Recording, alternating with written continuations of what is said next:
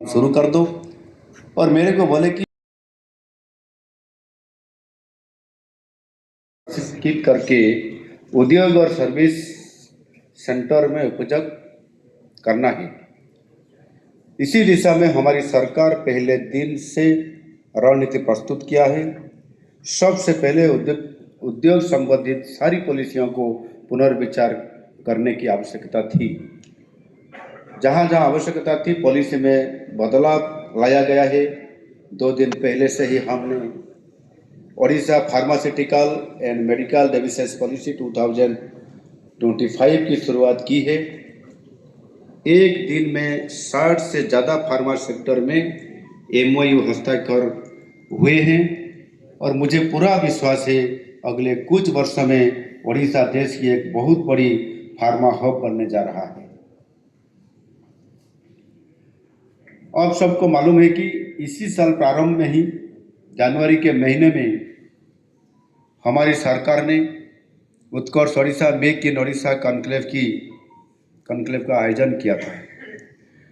हो सकता है कि आप में से कोई निवेशक उसी सम्मेलन में भाग लिए हैं।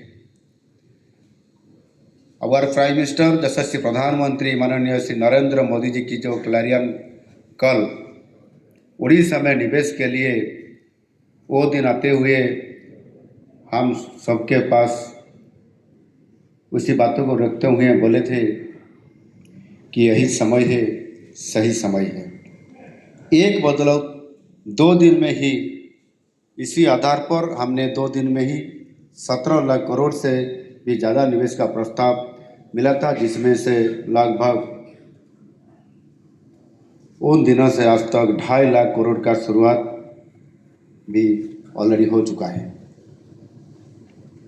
फ्रेंड्स, मैं और हमारी सरकार यहाँ आप लोगों के बीच में आए हैं हमारे राज्य के लिए ज़्यादा से ज़्यादा निवेश जुटाने के लिए। तो ये लाजमी है, आप सब पूछेंगे कि हमारा राज्य दूसरे राज्यों के तुलना में और क्या ज़्यादा दे सकता है। मुझे मालूम है कि उद्योग कोई सामाजिक संस्था नहीं है, यो एक प्रॉफिट मेकिंग स्ट्रक्चर है।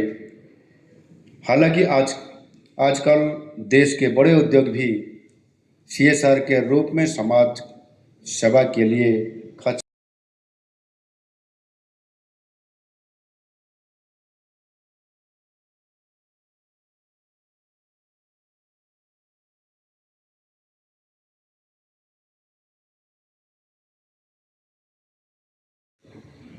और आज से मैंने 2 दिन के बाद मंगलवार को हम फिर दिल्ली जाते हुए आपको फोन